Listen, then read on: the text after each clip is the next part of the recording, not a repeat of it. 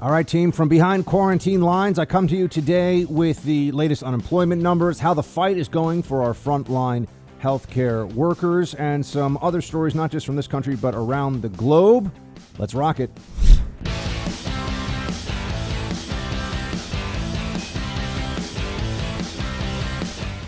Back to the healthcare workers on the front lines, hazard pay. You have said you have wanted that for the healthcare workers on the front lines. I know Secretary Mnuchin has mentioned something about that possibly in the fourth level of the stimulus package. I like it. But can you make it happen now? Do we have to wait for a fourth stimulus? Well, I think it's something we're discussing in terms of bonus or bonus pay. It doesn't have to be called hazard pay. It could be called, hey, look, I watch those people go into hospitals that I know. I talked about one of them, right? But I watch them walk into those hospitals, and they walk in men, women, young, middle-aged, not so many older ones. And I watch them. They're almost like, and I think I take the word almost out, they're like warriors. They're going in. People are cheering. Where there's a building across the street, the people are screaming, they're clapping. They're like warriors. They're like soldiers.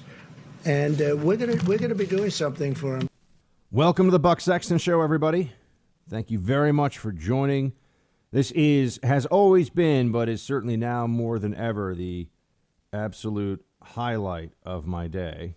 This is the best part of my day now every day. I am stuck here in quarantine in New York City, a quarantine that is not going to end anytime soon. Vice President Pence said right before I saw this right before I came on air that it won't be at least until Memorial Day that things start to feel a little bit more relaxed. Not normal. Oh, no, we're not going back to normal, but relaxed when it comes to the restrictions, certainly in New York and some of these other areas. It's going to be June. Maybe it's going to be July. We've got a long fight ahead of us, friends, and I'm going to be very cognizant of one thing.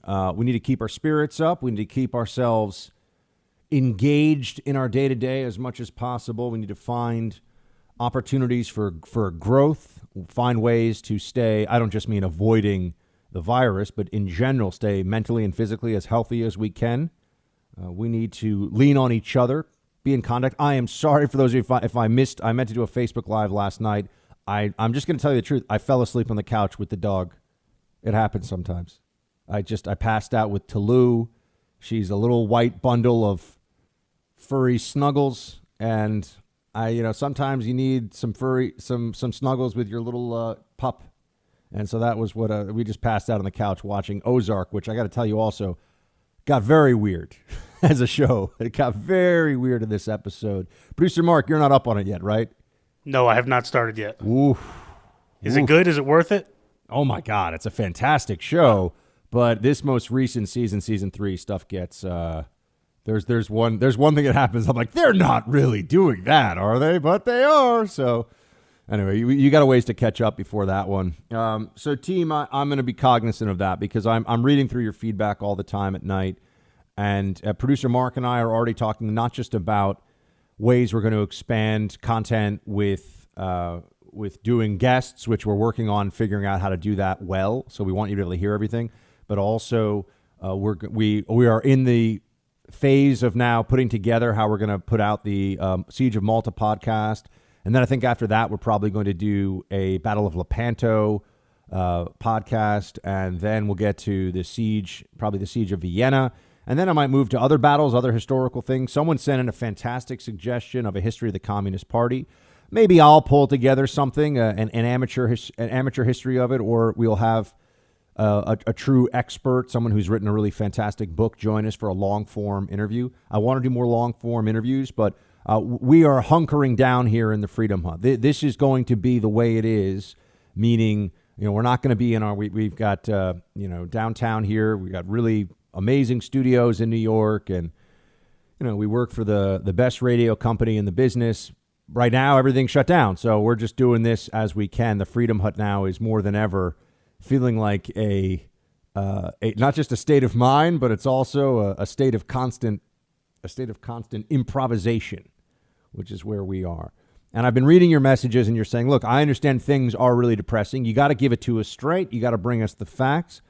But we also turn to the Hut for context, but some escape and some community and I have always tried to provide that. But, it's been a rough look. It's the roughest 2 weeks in the country since 9/11. This is way rougher than the financial crisis of 2008. Okay. Which we all, that was bad for a little bit, but we all really kind of knew at our core that would turn around.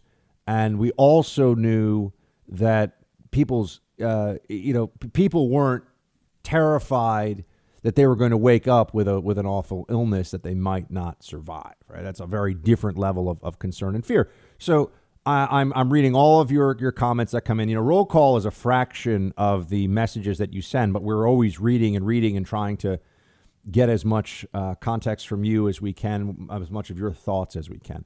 So I know it's a little bit of housekeeping to start the show, but I just want to let you know we are planning new and even more interesting. Some of it will be fun. Some of it will. I promise you this. We're going to find ways to help you spend time in the Freedom Hut that does not require, oh my gosh, COVID-19, here's everything that's going on with it, and isn't this terrible and so scary? Not that we've ever done that, but I know that the news cycle has just been relentless. It's been remorseless. And every time I go out to do anything, which is very seldom now, I mean, I really am stuck here in what is effectively house arrest. You have that anxiety. I sit down here and I get to talk to all of you. I was just saying this to producer Mark before the show. This is my normalcy.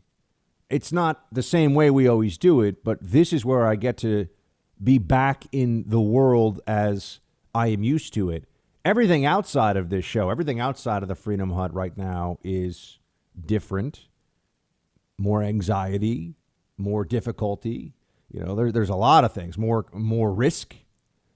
So I really do. When I say to you all, I appreciate this every day. I assure you that's the case. And we're working on new projects. Also, an update. I told you that I have a book because of issues with printing and distro, and I can't do book signings.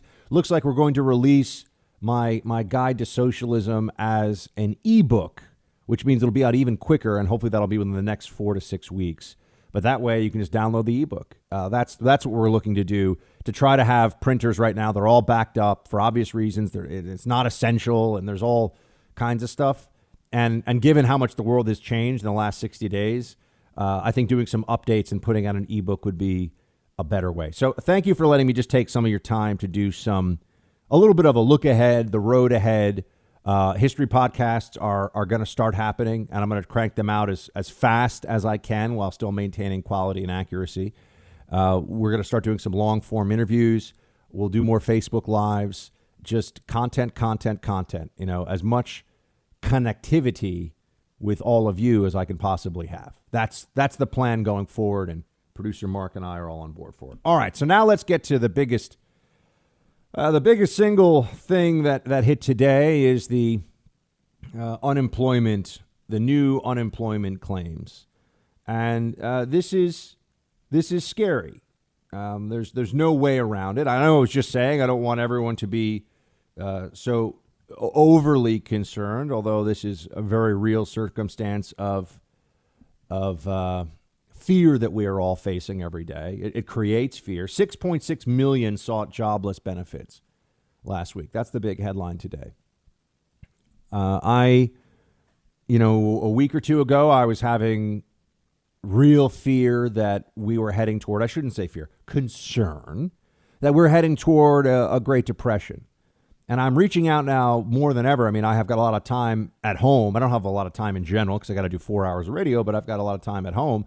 So I'm reaching out to people that I think are the smartest on different issues. And I spoke to one of them yesterday on the economy, a guy who's just become super wealthy by understanding macro trends in the economy and just knows what he's doing. So I'll give you some of the insights that I was able to glean from talking to him about this. I've been worried about a Great Depression.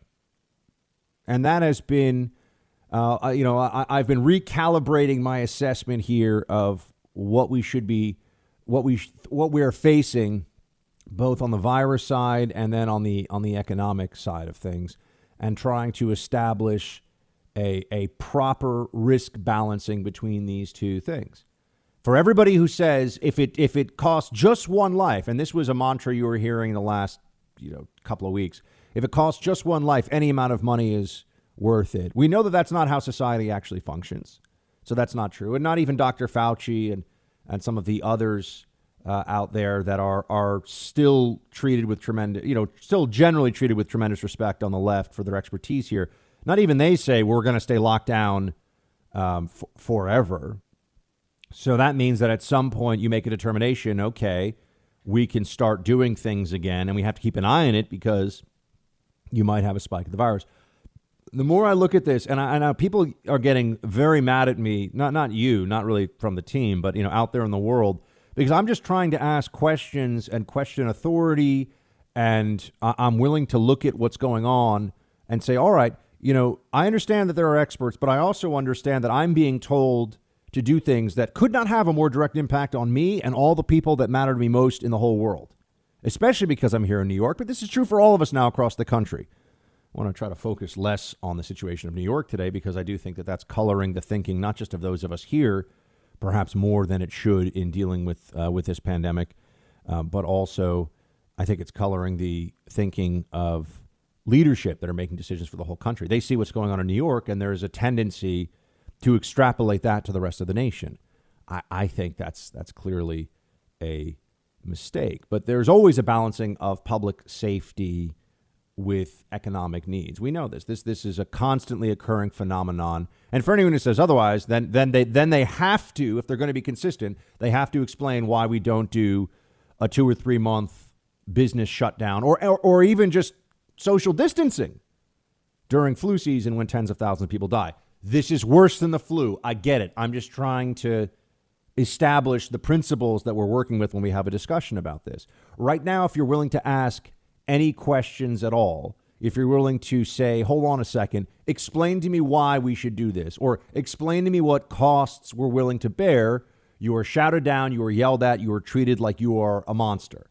And if you're saying, I think that we should be able to take certainly greater risk in some areas of the country, New York would not be one of them, in order to get more economic activity going, as I've been telling you, they say blood on your hands is what everyone's saying all the time. Blood on your hands. We're losing people. That's happening right now. We're losing people, and it's a terrible circumstance. But now we also see that the economy is, we are going to look at the numbers that are guaranteed at this point. I mean, there's no way around it. We're going to look at the numbers in the next 30 days, and we are in what you would have to call a depression, right? We're going to be in a depression. Here's the upside of this. And I'm going to really try to be vigilant about, I'm going to give you the full risk parameters we're working within right now. I'm going to try to tell it like it is on all this stuff all the time. I'm also honest with you in saying this is just, it's all ad hoc, figure it out as you go. Nobody really understands what the future is going to hold with any of this stuff. We could get miraculous news about a treatment in the next 30 days. It changes everything. Or we could be in a series of multiple lockdowns for the next 18 months. And, we could end up having a pretty high body count from this, even with our extreme measures, right? These are both possibilities. I don't know which one is going to happen. I don't know. I know which one I'm praying for, but I don't know which one is going to happen. So we look at this unemployment number. It's over 6 million. And just based on, remember, this is not, unemployment numbers often, from a macro sense, people are taking estimates and they look at, different, they're looking at different industries and what's affecting it here. And is it seasonal? And is there, is some industry under particular pressure? And there's all this guesswork. There's no guesswork about the unemployment rate in one sense. We know it's going to keep going up and up and up. That's for sure. There is no future for the next 30 to 60 days, assuming that we don't just decide to turn much of the economy back on. There is no future in which we see the unemployment rate go anywhere but up, which is very concerning. Where we've, the public perception now, certainly on the administration and the media's overwhelming perception, is that things are so bad now with the virus, that the economy just doesn't matter right now. That's what the consensus opinion has been, and that we just have to accept that the economy is going to be on the economy, pardon the phrase here, is going to be on life support. The economy is going to be supported by checks from the government for, and my friends, this I am very confident about. It's going to be like this, meaning substantial shutdowns and government assistance for at least, without any cessation, in my opinion, for at least the next 60 days. I would bet on the next 90. It's not going to, end of April, we're not going to see a return to normalcy. And that's just not realistic. Okay, but so we're let's work within what's going. And again, maybe I'm wrong, but let's work within the parameters of where we are right now. How scared should we be right now about 6.6 million unemployed? I know it's terrifying to the people who lost their jobs. It's terrifying to the people that are currently wondering how they're going to pay their bills. One thing that I am able to see are the stores, the businesses, the small businesses that are shut down all over my neighborhood that'll probably never open again. And I see some stuff on the TV from outside the hospitals, but I don't see I don't see the patients the same way. And this is one of those, your perception is influenced by what you can see and what you can hear and what is in front of you. I'm very aware of the numbers, and I'm speaking to doctors who are seeing the horrific consequences of COVID-19. But I'm just trying to say I am aware of the devastation, economic and personal, devastation to lives and the devastation to the economy that's going on right here. So now let's take a look at on the economic side for a moment. Let's take a look at what risks we are really running as we see them right now.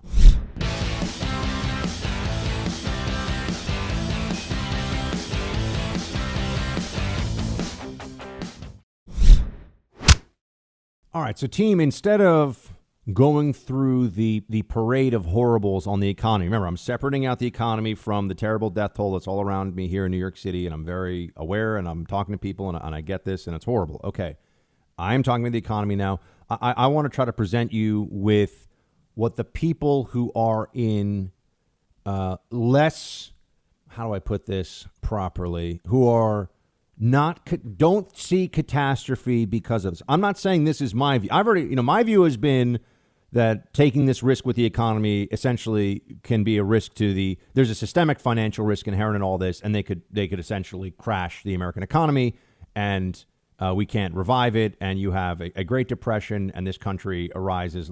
That could happen. I'm not saying that will, but I think that the risk, the systemic financial risk is absolutely, economic risk is absolutely enormous by doing this, because it's not going to, for 30 days, yeah, we could probably handle it. 60, maybe. 6 months? That's what it's going to be.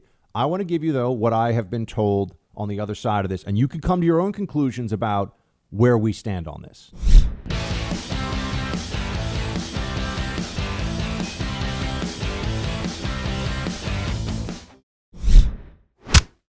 But even in the most challenging of times, Americans do not despair. We do not give in to fear. We pull together, we persevere, and we overcome, and we win.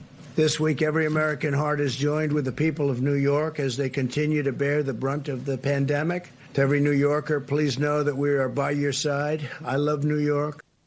I love New York, too. I love this whole country and its people, and I do want what's best for all of them. It is deeply upsetting to see what's being done to millions of people right now who are seeing their livelihoods evaporate, who are seeing their bank accounts drained to zero, who are worried about how they provide for their families, the stress, the psychological burden of, it doesn't matter what's going on with the economy. I understand if you're the head of household and you've got, a wife or a husband that you provide for and you've got kids, this is heavy. This is heavy stuff. I also feel terrible seeing and reading the descriptions of people that have gone through this virus and are dealing with it, have had the symptoms, and we'll talk more about what that's sounding like these days, just because it's important for everyone to understand what this does to people, what it feels like when you have this. You have a better understanding of it. One of the things that keeps coming up when I'm speaking to doctors that I know, one of the doctors on the front lines told me that people are showing up so sick that it's very hard to do all that much for them. They don't realize how close they are to having their lungs completely go. And at that point, the virus has progressed so far, it's very, very hard to turn it around. But the president's comments here about how we do not give in to fear and we will rally, this is very important. We need to remind ourselves of this on a regular basis because it is easy to give in to fear. I have had some moments here where I'm just a little bit in, not on this show, but just in life since this whole thing has happened. I've had a few moments of shock. I've had a few moments of, I can't believe this is going on here. And I have to snap out of it for myself, for my family, for my loved ones, and for all of you who depend on this show for what it is. And you know what it is. You know what we do here every day. There was a moment yesterday, and I'll try to put this on social media so people can see. I am fortunate in that I live in a small apartment, but I do have a pretty amazing view of the city of New York. And it was right at sundown yesterday. It was right when the sun was setting. And it was a beautiful moment in the city visually. It's a very tough time here for the city. And I didn't send this to Mark, so we don't have perfect audio of this, but you'll kind of hear it, I think. As I try to play for you. This was a moment of cheering for medical personnel, first responders, doctors, nurses, and trying to see if I can get it to go. Oh, I can't get it to go. Well, there we go. Now I can.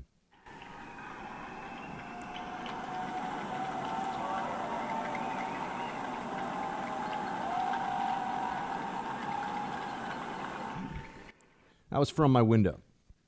And I know the audio wasn't perfect there, but you get the idea. People all over Midtown Manhattan, one of the most densely populated parts of the most densely populated city in the country that is currently under quarantine, full-on quarantine, lockdown. We don't call it shelter in place, but we're being told shelter in place except to get food and for absolute essentials. And the view of it is every time you leave your home, you are taking some degree of risk, even with social distancing and masks and gloves and all of these things that are out there right now, right? So it was the first time in a while that I'd really felt my spirits lift from what was going on around me, not including talking to you on the show, not including your notes, your support, which means a lot. It does. It means a lot to me. It means a lot to Mark. I mean, we're in the middle of this, and we're trying to do the best we can to put out the best show possible while all this is happening. But the connection with all of you makes us feel like we're never alone. Every day we know we're never alone. The team is out there. And, I know a lot of you are not only well-armed and well-stocked, but you live far enough off the grid that, if things get really ugly here, Mark and Buck are going to have to, put out the SOS signal for the whole team and say, someone tell us where we could go, where the Freedom Bunker is. Mark, you'd go to the Freedom Bunker, right? I mean, I guess so. Where is it? We don't know. It's somewhere, where some of our audience lives out there. I'm sure. Isn't there more risk of us getting there at this point? I don't know, man. You've seen apocalypse movies. You got to get to like the town that's free or whatever, where they've got order and civilization. You've seen Walking Dead and all that stuff. I know, but in this situation, they might not let us in. I know. New Yorkers are. I mean, you're from New Jersey, which is no better right now, but New Yorkers are considered. My license still says New York. I'm not flying anywhere. Yeah. We are unwelcome in other parts of the country these days. So, all right. I know. I just wanted to share with you, there are those little moments now. It's important for all of us, those little moments where you can be reminded that there's a lot going on in this world and a lot to be thankful and joyful for, even in the midst of all of this. And, I'm just going to say it. I have more time now to read, more time to go back and read the New Testament, do things that I feel like I just don't get to in my day-to-day of running around and trying. Before it was all about how do we spread the truth and defeat incorrect, destructive, and sometimes even evil narratives from the other side, whatever that may be. Usually it's libs, but often it's other things too. And now I think we're all taking a more existential view of our day-to-day, which is a positive thing. All right, so that's one positive thing. There's a lot of bad stuff out there, but you don't need me to tell you about that. Here's what I'm hearing about where we are with the economy right now. we are suffering. No question about it. We are suffering. And for those who are saying things like, because I understand there's an easy approach. First of all, I mean, I've been very annoyed when I try to make the case about unemployment being really dangerous, really bad, really destabilizing. That's a word we're going to be using more. Destabilizing our country, and how we seem to be taking a New York City approach to the virus for the whole country, which I'm sorry, I'm not convinced that that's the best approach, but I want everybody who can live to live. All right, I got to start from that perspective, and that's where everything that I'm hoping to do is to maximize life for as many people as possible, while maintaining freedom and dignity and our future as a country. I'm trying to do these things. It's a very complicated issue, and we see this. You know, I think right now the discussion is not anywhere near as open and good faith as it should be, because some people are exploiting this. I mean, there are certainly libs and statists who are exploiting this, and some people. By the way, I apologize if you can hear a little tip tap, little pitter patter of little feet. I haven't created secretly an army of little bucks that are running around in here, but it is Tallulah. She has woken from her slumber, and she is now wandering around the Freedom Hut, and I can't get her to not. Can you hear it, Producer Mark? Her little tap tap tap. Yeah, little tippy taps. Tippy taps. Huh. Tallulah, sit down. See, guys, this is when the Freedom Hut is out of the home. This is the way it's going to have to be. It reminds me of that video. It's one of my all-time 10 favorite viral web videos of that guy who did a hit in South Korea on TV, I think for the BBC. Mark, do you remember this one? Yeah, I think it was somebody doing a hit on BBC. Yeah, it was BBC, and like a little kid comes bouncing in one of those little baby high chairs that moves, and so the little kid comes in on that, and then the bigger kid comes like stomping in the room. I think the older sister, and then the wife comes flying in. It's like if you have never seen it, folks, it's the greatest. You know, it's not even really a blooper. It's just kind of funny, the whole thing. I mean, you couldn't have scripted it to be better. And, you know, we need things like that right now. I'm trying not to be a boomer about this. Not that there's anything wrong with being a boomer, but, you know, boomers do the forward thing. I'm trying to not do that. Do your parents, Mark, do they send you like, send this chain email? Oh, yeah. You get those Facebook messages all the time, too, from like your older relatives, like, don't share this or deactivate your Facebook because someone's going to hack into it. Yeah. So I'm trying to, you know, to not be the guy who's oversharing. But if I see anything funny these days, if there's anything that's, you know, worth, because, you know, you need to spread that psychological boost for people where they can just sort of laugh and forget about things. I saw a video making the rounds yesterday of a bear. I should send this one to you, Mark. A bear walking past a cone, and it just makes the cone upright, and everyone's like, he's a good citizen bear. Like silly things like that. I think we all kind of need as much as possible. I guess I was going to talk to you guys about the economy, and I've sort of gotten a little bit sidetracked from that. So let me redouble my efforts here and get into what the reality here is of what the government's trying to do.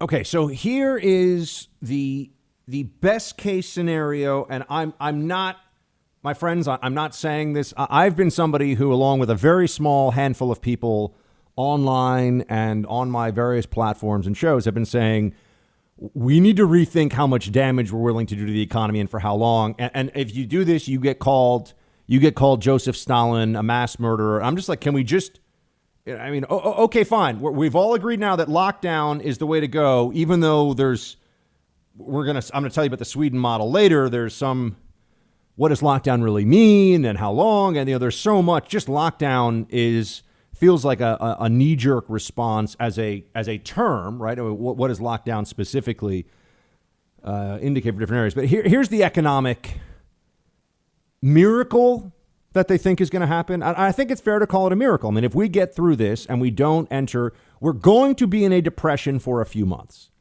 but it's an intentional depression. It's almost like when you put a body into a medically induced coma so that you can then deal with a problem that would kill the person otherwise, and then you bring the person out of the medically induced coma.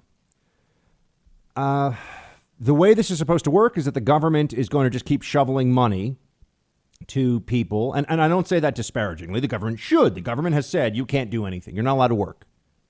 Your business. And based on the polling I'm seeing, a lot of people are still working in some capacity, but you're not really allowed to. Now, part of the problem is people are going to realize that even if you can work remotely, or even if you are still going to your job, the reduction in the economy is going to start affecting things, even for those who are working, like wages. I have friends who already have received massive pay reductions. Just send an email by their company, by their employer. Sorry, you're now taking a 25, 30, 35% pay cut. No ifs, ands, or buts. And it's no one's fault, right? It's just this is what's going to happen. People are getting furloughed, meaning they're not getting paid, but they're at least on health insurance. They can be brought back. These are the short-term measures. If this is short-term, and again, I'm telling you, I'm not making my argument. I'm looking at this saying I think that we're rolling the dice with the future of the entire country in a sense here. But maybe it comes up. What's good? What do you want on? I don't know enough about gambling. What's good on dice? You don't want snake eyes. I know that. That's ones. Do you want sixes? What's the best thing with rolling dice? Come on, Mark. You're asking the wrong person. I feel like you are probably one of these guys that doesn't talk about it, but you have like a suite named after you in Atlantic City or Vegas or something, and you're like a high roller. I'm way too cheap to gamble.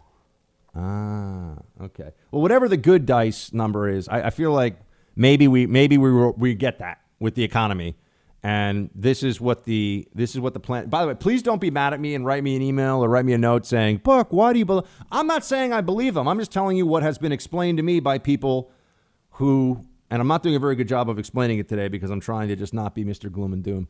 But they are essentially saying the induced coma analogy is what we're talking about. Yes, we are going to a coma. This is an induced depression. And the induced depression is something that they believe once we get economic activity going again, we can be pulled out of. And there will be some problems. And I'll talk a little bit about where that is, where I see that happening.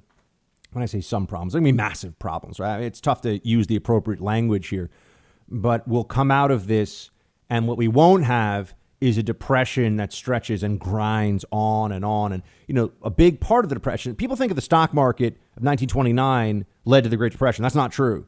There were a lot of government actions after the stock market went all the way down that made the Great Depression much longer and much worse. And there's a few people that have done extensive studies on this, but really a lot of the New Deal policies and a lot of what FDR did extended the Great Depression, made it a lot worse than it would have otherwise been. Okay, so people don't like to hear that. Libs certainly don't want to hear that. That's the truth. Can we be in an induced depression and then just come out of it? I don't have an answer for you. I don't know. That's what the gamble is right now. Now, if that's true, if the Mnuchin Trump administration ploy here, if their strategy plays out the way that they have planned it, they're just doing this cash infusions to everybody. And within a few months' time, and it is a few months, I'm telling you right now, because I don't want to have the disappointing show where I'm like, it's the end of April, guys. And guess what?